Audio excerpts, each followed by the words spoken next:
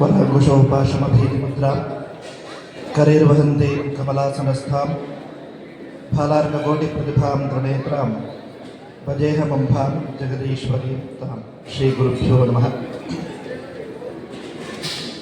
ಕ್ಷೇತ್ರದ ಆರಾಧ್ಯ ದೇವರಾಗಿರುವಂತಹ ಶ್ರೀ ಮಹಾಲಿಂಗೇಶ್ವರ ದೇವರ ವಿಶೇಷ ಸನ್ನಿಧಾನದಲ್ಲಿ ಸಾಷ್ಟಾಂಗ ಪ್ರಣಾಮವನ್ನು ಸಲ್ಲಿಸಿ, ಹಾಗೆಯೇ ಇಲ್ಲಿ ಬಂದು ಸೇರಿರುವಂಥ ಎಲ್ಲ ಸಹೃದಯಿ ಸದ್ಭಕ್ತ ಬಾಂಧವರಿಗೆ ಬೇಲಪ್ಪಾಡಿ ಮಹಾಲಿಂಗೇಶ್ವರ ದೇವರ ಅತ್ಯಂತ ವಿಜೃಂಭಣೆಯಿಂದ ನಡೆದಂತಹ ಬ್ರಹ್ಮಕಲಶೋತ್ಸವ. ಆ ಬ್ರಹ್ಮಕಲಶೋತ್ಸವ ಕಳೆದ ನಂತರ ಮೊದಲ ಬಾರಿಗೆ ನಾವು ಧನುಪೂಜೆಯಲ್ಲಿ ನಾವೆಲ್ಲರೂ ಸಮೇತ ಭಾಗಿಗಳಾಗಿದ್ದೇವೆ. ಧನುಪೂಜಾ ಮಹೋತ್ಸವ ಅಂತ ಎಲ್ಲ ಕಡೆಯೂ ತನ್ನ ಪ್ರಚಾರವನ್ನು ನಡೆಸ್ತಾರೆ. ಆದರೆ ಧನುಪೂಜೆ ಮಹೋತ್ಸವ ಯಾವ ರೀತಿಯಲ್ಲಿ ಇರುತ್ತದೆ ಎನ್ನುವಂಥದ್ದನ್ನು ಒಮ್ಮೆ ಈ ಕ್ಷೇತ್ರಕ್ಕೆ ಬಂದು ನಾವು ಅನುಭವಿಸಿದರೆ ಇದು ಮಹಾ ಉತ್ಸವವಾಗಿ ಪ್ರತಿ ವರ್ಷದಿಂದ ವರ್ಷಕ್ಕೆ ವಿಜೃಂಭಿಸ್ತಾ ಇದೆ ಎನ್ನುವಂಥದ್ದನ್ನು ನಾವು ನೋಡುವಂಥ ಸಮಯದಲ್ಲಿ ಇಂಥ ಕ್ಷೇತ್ರದ ಒಂದು ಆಚಾರ್ಯರಾಗಿ ನಾವು ಇಲ್ಲಿ ನಿಂತಿರುವುದು ಅತ್ಯಂತ ದೇವರು ಕೊಟ್ಟಿರುವಂಥ ವರಪ್ರಸಾದ ಎನ್ನುವಂಥದ್ದನ್ನು ನಾವು ಪ್ರಥಮವಾಗಿ ಭಾವಿಸ್ತೇವೆ. ಹಾಗೆ ನಮ್ಮ ಜೀವನದಲ್ಲಿ ಧನುಪೂಜೆ ಅಥವಾ ಅದರ ವ್ರತ ನಿಯಮಗಳನ್ನು ನಾವು ಯಾವುದಕ್ಕೋಸ್ಕರವಾಗಿ ಅನುಷ್ಠಾನಗೊಳಿಸಬೇಕು ಎನ್ನುವಂಥದ್ದನ್ನು ನಾವು ಚಿಂತಿಸಿದರೆ, ಶಾಸ್ತ್ರದಲ್ಲಿ ಅತ್ಯಂತ ಮಹೋನ್ನತವಾಗಿರುವಂಥ ಒಂದು ಮಾತು ಉಂಟು. ಕರ್ಮಣ ಪ್ರಾಪ್ತದೆ ಜ್ಞಾನಂ ಜ್ಞಾನೇನ ಮೋಕ್ಷಮಾಪ್ನುಯಾತ್ ಅಂತ. ಹುಟ್ಟು ಸಾವು ಜನನ ಮರಣಗಳ ವೃತ್ತದಲ್ಲಿ ಸಿಲುಕಿರುವಂಥ ನಾವು ಹುಟ್ಟಿ ಬಂದ ನಂತರ ಹಲವು ರೀತಿಯ ಸಂಕಷ್ಟಕ್ಕೆ ನಾವು ಭಾಗಿಗಳಾಗ್ತೇವೆ. ಆದರೆ ಯಾವುದೇ ಕಷ್ಟವೂ ಸಮೇತ ಬರುವಂಥ ಸಮಯದಲ್ಲಿ ಅದಕ್ಕೆ ಮನಸ್ಸು ತುಂಬ ಗಟ್ಟಿಯಾಗಿ ಇತ್ತು ಆದರೆ ಬಂದಿರುವಂಥ ಯಾವುದೇ ಕಷ್ಟಗಳನ್ನು ನೀಗಿಸಿ ನಮಗೆ ಮುಂದಿನ ಸುಖವನ್ನು ಹೊಂದಬೇಕು ಅಂತ ಆದರೆ ನಮ್ಮ ಪ್ರಯತ್ನದ ಜೊತೆಯಲ್ಲಿ ಶ್ರೀ ದೇವರ ಅನುಗ್ರಹ ಎನ್ನುವಂಥದ್ದು ಜೊತೆಯಾಗಬೇಕು. ಅನುಗ್ರಹ ಬರಬೇಕು ಅಂತ ಆದರೆ ನಮ್ಮ ನಡೆಸುವಂತೆ ಬರುವಂಥ ಕರ್ಮ, ಆ ಕರ್ಮ ಪರಿಶುದ್ಧತೆಯಲ್ಲಿರಬೇಕು.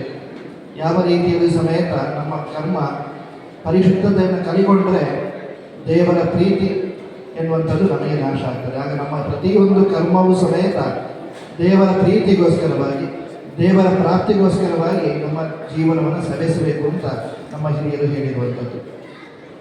ಎಲ್ಲ ದೃಷ್ಟಿಕೋನವನ್ನು ಇರಿಸಿಕೊಂಡು ನಾವು ಮುಂದೆ ಬಂದರೆ ಧನುಪೂಜೆ. ಈ ಧನುಪೂಜೆಯಲ್ಲಿ ನಾವು ಎಲ್ಲ ಕಡೆಯೂ ಕೇಳುವಂಥ ಒಂದು ವಿಷಯ, ದೇವತೆಗಳಿಗೆ ರಾತ್ರಿ ಕಳೆದು ಹಗಲು ಬರುವಂಥ ಸಮಯ ಧನುಪೂಜೆ, ಬ್ರಾಹ್ಮಿ ಮುಹೂರ್ತ. ಆದ ಕಾರಣ ನಾವೆಲ್ಲರೂ ಬ್ರಾಹ್ಮಿ ಮುಹೂರ್ತದಲ್ಲಿ ದೇವರನ್ನು ನಾವು ಸೇವಿಸಬೇಕು ಅಂತ. ಹಾಗೆ ಅಂತ ನಾವು ಸಂಕಲ್ಪ ಮಾಡಿದರೆ ಬ್ರಹ್ಮದೇವರಿಗೆ 100 ವರ್ಷ ಆಯಸ್ಸು ಅಂತ ನಮ್ಮ ಶಾಸ್ತ್ರದಲ್ಲೆಲ್ಲ ಉಲ್ಲೇಖ ಉಂಟು. ಆಗ ನಮ್ಮ 1 ವರ್ಷ 1 ದಿವಸ ಅಂತ ಅಂದರೆ ಬ್ರಹ್ಮದೇವರಿಗೆ 100 ವರ್ಷ ಆಗಲಿಕ್ಕೆ ನಮ್ಮ 1000 ವರ್ಷ ಇದ್ದರೆ ಸಾಕು. ಆದರೆ ಅದಕ್ಕಿಂತ ಆಚೆಗೆ ನಾವು ಇಂಥ ದೇವತಾ ಸನ್ನಿಧಿಗೆ ಬರುವಂಥ ಸಮಯದಲ್ಲಿ ಏನಾದರೂ ವಿಶೇಷವಾಗಿರುವಂಥ ಸೇವೆಯನ್ನು ಸಲ್ಲಿಸಿದರೆ ಅರ್ಚಕರು ದೇವರ ಮುಂದೆ ಸಂಕಲ್ಪ ಅಂತ ಮಾಡ್ತಾರೆ. ಅಥವಾ ನಾವೇನಾದರೂ ಮನೆಯಲ್ಲಿ ಸತ್ಯನಾರಾಯಣ ಪೂಜೆ ಇನ್ನಿತರ ಯಾವುದೇ ರೀತಿಯ ಪೂಜಾ ಕರ್ಮಗಳನ್ನು ಮಾಡುವಂಥ ಸಮಯದಲ್ಲಿ ಸಂಕಲ್ಪವನ್ನು ಮಾಡ್ತಾರೆ. ಸಂಕಲ್ಪದಲ್ಲಿ ಅವರು ಸಂಸ್ಕೃತದಲ್ಲಿ ಎಲ್ಲ ವಿವರವನ್ನು ಹೇಳ್ತಾ ಇರ್ತಾರೆ. ಆದರೆ ಅದು ಯಾವುದಾದ್ರೂ ನಮಗೆ ಅರಿವಿಲ್ಲದೆ ಅದನ್ನು ನಾವು ಕೇಳಿ ಬಿಟ್ಟುಕೊಂಡು ಹೋಗುತ್ತೇವೆ. ಅದರಲ್ಲಿ ಹೇಳುವಂಥದ್ದು ಆದ್ಯ ಬ್ರಹ್ಮ ವಿಧಿಪರಾಗದೆ ಶ್ವೇತವರಹ ಕಲ್ಪೆ ಅಂತ ಬೇರೆ ಬೇರೆ ಹೇಳ್ತಾರೆ.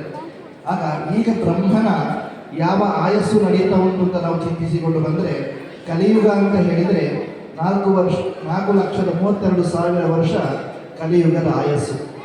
ಅದರ 2 ಪಟ್ಟು ಅಂದರೆ 8,64,000 ವರ್ಷ ನಮಗೆ ದ್ವಾಪರ ಯುಗ, 12,96 ವರ್ಷ ನಮಗೆ ತ್ರೇತಾಯುಗ, ಆನಂತರ 16,00,000 ಸತ್ಯಯುಗ ಎನ್ನುವಂಥದ್ದು ನಮಗೆ ಶಾಸ್ತ್ರಗಳು ಹೇಳುವಂಥದ್ದು. ಇಂಥ ಚತುರ್ಯುಗಗಳು 72 ಸಂಭವಿಸಿದರೆ ಅದು ಮನ್ವಂತರಾಗಿ ಬಿಡ್ತದೆ.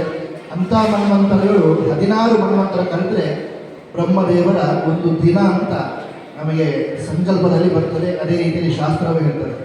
ಅಷ್ಟು ವಿವರವಾಗಿರುವಂತಹ ಕಾಲಜ್ಞಾನ ಇರುವಂಥ ನಮ್ಮ ಹಿರಿಯರು ಯಾವುದಕ್ಕೋಸ್ಕರವಾಗಿ 1 ವರ್ಷವನ್ನು ನಾವು ರಾತ್ರಿ ಹಗಲು ವಿಭಜಿಸಿರುವುದು ಅಂತಾದರೆ, ಅದರ ನಂತರ ಬರುವಂಥ ದೇವತಾಗಣಗಳು, ಆ ದೇವತಾಗಣಗಳ ಉಪದೇವತಾಗಣಗಳು ಈ ರೀತಿಯಲ್ಲಿ ಚಿಂತಿಸಿಕೊಂಡು ಬಂದರೆ ನಮ್ಮ ಅತ್ಯಂತ ಹತ್ತಿರದಲ್ಲಿರುವಂಥ ದೇವತಾಗಣಗಳಿಗೆ ನಮ್ಮ 1 ವರ್ಷ 1 ದಿನ ಅಂತ ನಮ್ಮ ಹಿರಿಯರು ಹೇಳಿರುವಂಥದ್ದು.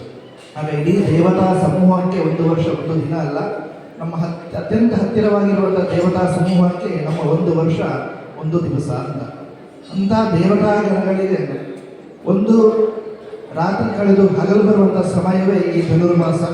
ಈ ಧನುರ್ಮಾಸದಲ್ಲಿ ಅವರು ಬ್ರಾಹ್ಮಣ ಮುಹೂರ್ತದಲ್ಲೆದ್ದು ತನ್ನ ನಿತ್ಯ ಸಂಧ್ಯಾವಂದನೆಯನ್ನು ಮುಗಿಸಿ ದೇವರ ಆರಾಧನೆಯನ್ನು ಮಾಡ್ತಾರೆ. ಅವರು ಮಾಡುವಂಥ ಸಮಯದಲ್ಲಿ ಅವರ ಅತ್ಯಂತ ಹತ್ತಿರದಲ್ಲಿರುವಂಥ ನಾವು ಸಮೇತ ಅದೇ ದಾರಿಯಲ್ಲಿ ಇರಬೇಕು ಎನ್ನುವಂಥ ಚಿಂತನೆಯಲ್ಲಿ ಧನುಪೂಜೆಯಲ್ಲಿ ನಾವು ಸಮೇತ 4 ಗಂಟೆಗೆ ಬಂದು ಬ್ರಾಹ್ಮಣ ಮುಹೂರ್ತದಲ್ಲಿ ಬಂದು ದೇವರ ಎಲ್ಲ ಸೇವಾದಿಗಳನ್ನು ನಾವು ಮಾಡಿಕೊಂಡು ಬರುವಂಥದ್ದು ಸಂಪ್ರದಾಯ. ಮತ್ತೊಂದು ವಿಚಾರವಾಗಿ ನಾವು ಗಮನಿಸಿಕೊಂಡು ಬಂದರೆ, ವೈಜ್ಞಾನಿಕವಾಗಿ ಇಲ್ಲಿ ಚಳಿ ಇರುವಂಥ ಸಮಯ, ಆ ಚಳಿ ಇರುವಂಥ ಸಮಯದಲ್ಲಿ ನಮಗೆ ದೇಹಕ್ಕೆ ಬೇಕಾಗಿರುವಂಥ ಎಲ್ಲ ಪುಷ್ಟಿಗಳನ್ನು ಕೊಡುವಂಥದ್ದು ಎಲ್ಲ ದ್ರವ್ಯಗಳನ್ನು ಸೇರಿಸುವಂಥ ಗುಕ್ಕಿನೇ ಇರುತ್ತೆ. ಅದನ್ನು ಸಮೇತ ನಾವು ಸ್ವೀಕಾರ ಮಾಡಿಕೊಳ್ಳಬೇಕು. ಅದರ ಜೊತೆಯಲ್ಲೇ ನಾವು ಮುಂದಕ್ಕೆ ಚಿಂತಿಸಿಕೊಂಡು ಬಂದರೆ, ಈ ಧನುರ್ಮಾಸ ಎನ್ನುವಂಥದ್ದು ಕೇವಲ ಬ್ರಾಹ್ಮಣ ಮುಹೂರ್ತದಲ್ಲಿ ಬಂದು ದೇವರ ಸೇವೆಯನ್ನು ಮಾಡಿ ನಂತರ ನಾವು ನಮ್ಮ ಕಾರ್ಯದಲ್ಲಿ ಮುಂದುವರಿದ್ರಲ್ಲ. ಈ ಧನುರ್ಮಾಸ ಈ 30 ದಿವಸ ಏನುಂಟು ಅದು ದೊಡ್ಡ ವ್ರತಾಚರಣೆ ಅಂತ ಹೇಳಿದ್ದಾರೆ. ಯಾವ ರೀತಿಯಲ್ಲಿ ವ್ರತ ಅಂತ ಹೇಳಿದರೆ, ಬ್ರಾಹ್ಮಣ ಮುಹೂರ್ತದಲ್ಲಿ ಎದ್ದು ಪ್ರಾರಂಭದಲ್ಲಿ ನಮ್ಮ ಕುಲದೇವರನ್ನು ನಾವು ಮನೆಯಲ್ಲೇ ಸ್ಮರಿಸಿಕೊಳ್ಳಬೇಕು.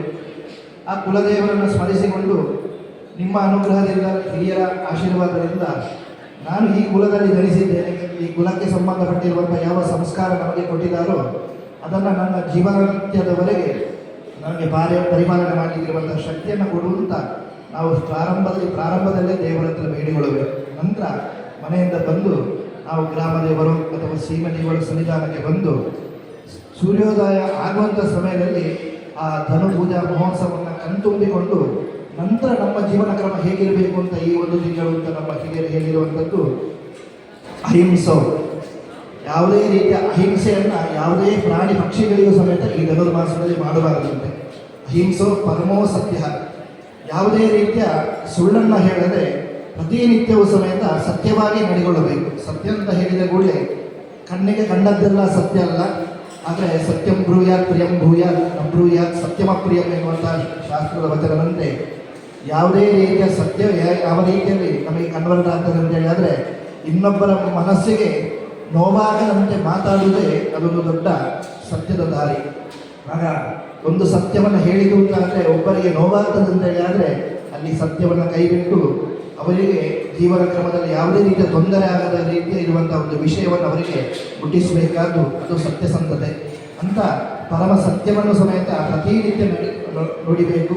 ಹಾಗೆ ದಾನ, ಒಬ್ಬರಿಗೆ ಕಷ್ಟ ಅಂತ ಹೇಳಿಕೊಂಡು ಬಂದರೆ ಈ 1 ತಿಂಗಳು ಎಷ್ಟು ದಾನವನ್ನು ಮಾಡ್ತೀರೋ ಅದು ಮಹತ್ತರವಾಗಿರುವಂಥ ಫಲವನ್ನು ಕೊಡ್ತದೆ. ಅದೇ ರೀತಿಯಲ್ಲಿ ಇಂದ್ರಿಯ ನಿಗ್ರಹ ಅಂತ ಪ್ರತಿನಿತ್ಯವೂ ಸಮೇತ ಇಂದ್ರಿಯ ನಿಗ್ರಹವನ್ನು ಇಟ್ಟುಕೊಂಡು ಕೋಪ ಬರುವಂಥ ಸಮಯದಲ್ಲಿ ಕೋಪವನ್ನು ನಾವು ಕಡಿಮೆ ಮಾಡಿ ಯಾವುದೇ ರೀತಿಯ ಉದ್ವೇಗಕ್ಕೆ ಒಳಗಾಗದೆ ನಮ್ಮ ಜೀವನ ಕ್ರಮವನ್ನು ಈ 1 ತಿಂಗಳು ನಾವು ನಡೆಸಿದ್ವು ಅಂತ ಆದರೆ ಅಲ್ಲಿ 1000 ವರ್ಷ ನಾವು ದೇವರ ಪೂಜೆಯನ್ನು ಮಾಡಿದರೆ ಏನು ಫಲ ಬರ್ತದೋ ಆ ಫಲವನ್ನು ದೇವರು ನಮಗೆ ಕೊಡ್ತಾರೆ.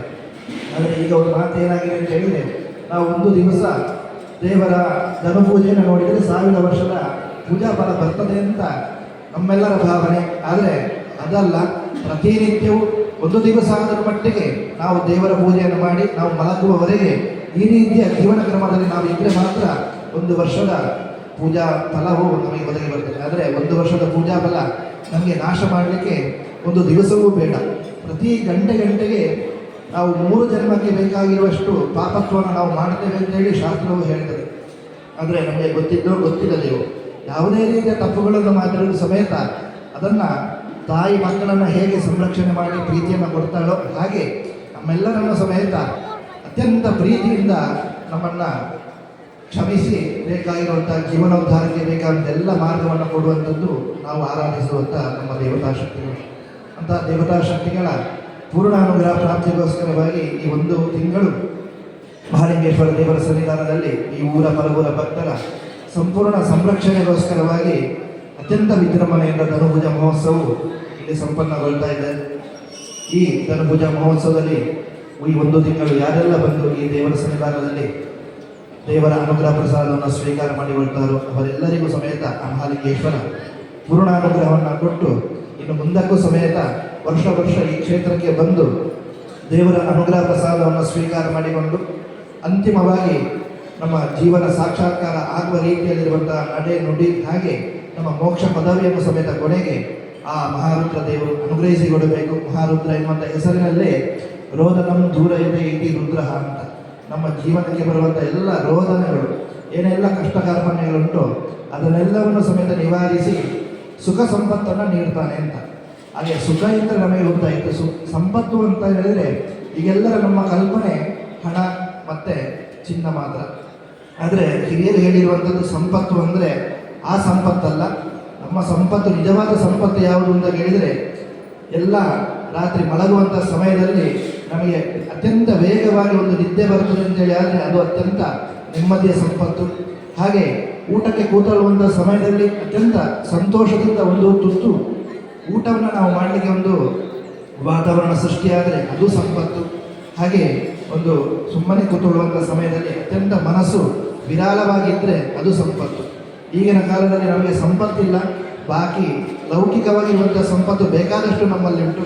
ಆದರೆ ನಿದ್ದೆ ಮಾಡುವಂಥ ಸಮಯದಲ್ಲಿ ನಿದ್ದೆ ಬರೋದಿಲ್ಲ, ಊಟ ಮಾಡುವಂಥ ಸಮಯದಲ್ಲಿ ಒಳ್ಳೆಯ ರೀತಿಯ ಊಟವು ಸಮೇತ ನಮ್ಮ ದೇಹಕ್ಕೆ ಸೇರದೇ ಇರುವಂಥ ಸ್ಥಿತಿಯೂ ಉಂಟು. ಊಟ ಮಾಡುವಂಥ ಸಮಯದಲ್ಲಿ ಪರಸ್ಪರ ಜಗಳ ಮಾಡಿಕೊಂಡು ಪರಸ್ಪರ ಇನ್ನೊಬ್ಬರನ್ನು ಹೀಯಾಳಿಸಿಕೊಂಡು ನಾವು ಭೋಜನವನ್ನು ಸವಿತಾ ಇದ್ದೇವೆ. ಅದು ನಮ್ಮ ಆರೋಗ್ಯಕ್ಕೆ ಕಂಟಕವಾಗ್ತದೆ. ಆಗ ಊಟ ಮಾಡುವಂಥ ಸಮಯದಲ್ಲಿ ಯಾವತ್ತೂ ಸಮೇತ ಇನ್ನೊಬ್ಬರನ್ನು ನಾವು ಮಾತಾಡದೆ ಯಾವುದೇ ರೀತಿಯ ಚಿಂತನೆಯ ಸಮೇತ ನಮ್ಮ ಮನಸ್ಸಿನಲ್ಲಿ ಮಾಡಿಕೊಳ್ಳದೆ ಅತ್ಯಂತ ನಿಷ್ಕಲ್ಮಶ ಮನಸ್ಸಿನಿಂದ ನಾವೊಂದು ಊಟವನ್ನು ಸೇವಿಸಿದ್ದು ಅಂತಾದರೆ ಅದೇ ನಮ್ಮ ಆರೋಗ್ಯಕ್ಕೆ ಮುಂದಕ್ಕೆ ಇರುವಂಥ ದಾರಿ. ಆ ದಾರಿಯಲ್ಲಿ ನಾವೆಲ್ಲರೂ ಸಮೇತ ಮುಂದಕ್ಕೆ ಸವೆಯೋಣ. ಈ ಧನುಭುಜ ಮಹೋತ್ಸವದಲ್ಲಿ ಇವತ್ತು ಪ್ರಾತಃ ಕಾಲದಲ್ಲಿ ಆ ಉಪಹಾರವನ್ನು ಸೇವಿಸುವಂಥ ಸಮಯದಲ್ಲೂ ಸಮೇತ ದೇವತಾ ನಾಮಸ್ಮರಣೆಯೊಂದಿಗೆ ಮಾತ್ರ ನಾವು ಆಹಾರವನ್ನು ಸ್ವೀಕಾರ ಮಾಡಿಕೊಳ್ಳುವ.